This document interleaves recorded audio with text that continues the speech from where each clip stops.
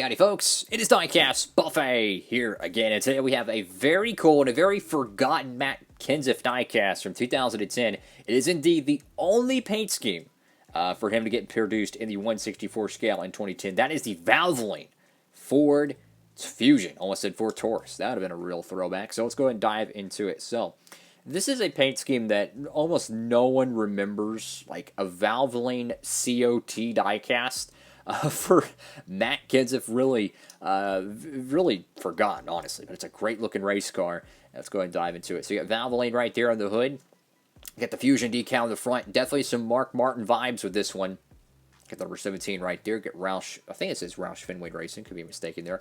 That very thin stripe there in the front just looks fantastic. Now you can see there's a lot of oopsie on the splitter though. So the splitter was actually chipped up pretty bad. I did touch it up with some paint. It's not perfect by any means, but you can just see there's a lot of crinkling. So what someone probably did is they probably took a sharp tool and like poked it a little bit. Anytime you have a decal that's not flush with the metal of a diecast and it kind of has a bubble and you poke it with something, it cracks. And I think that's what happened there, unfortunately.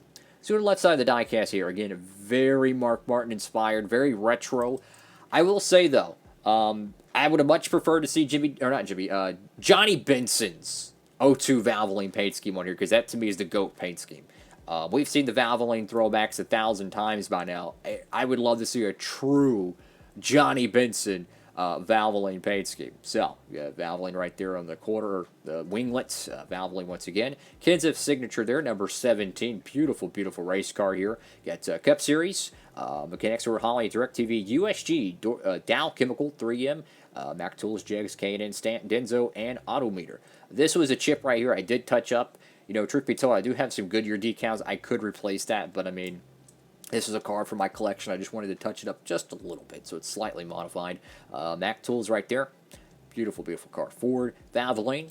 Go over the back end of the car here. The decal's a little bit skewed, but it kind of looks cool that way. I don't know why, but it actually kind of looks cool. Make sure to save on shipping with the promo code down below. Use code Diecastbuffet at Circle B Diecast, and you'll save $5 on your next order for shipping. Any orders, $30 or more. It's got guaranteedvalvoline.com. See website for benefits and limitations. All right, so the right side of this diecast here, and what a cool looking paint scheme though. You know, I do wish they would have made some other Matt Kenseth paint schemes, and the reason they only made one of them is that they were kind of antsy about the idea of making a Crown Royal car for them, and they didn't even make it in the Elite 1/64 scale if they had the time. They did make Kurt Busch's Miller Lite car in the Elite scale, the Platinum Series, whatever you like to coin it as. They did make the youth version of that number 2 car in what this is the Gold Series. So unfortunately, they never made the Matt Kenseth Crown Royal piece, which would have looked fantastic if they did, with a very nice metallic purple. But unfortunately, this is the only Kenseth diecast to get made, not regarding any obscure promos or, of course, prototype cars, which I don't even think they would have any obscure prototypes of that. We got the number 17 right there. You know, generally when you see a number over a very aggressive transitions, it usually does not look that good, but to me, that looks really clean. I still think they should bring back this number font instead of the Chris Buescher Stenhouse font that they've used for a number of years. Of course, go to the back end of the car. Nothing right there on the deck lid. And what a cool looking diecast, guys. Very, very cool looking. Is this paint scheme better than the modern Valvoline paint schemes?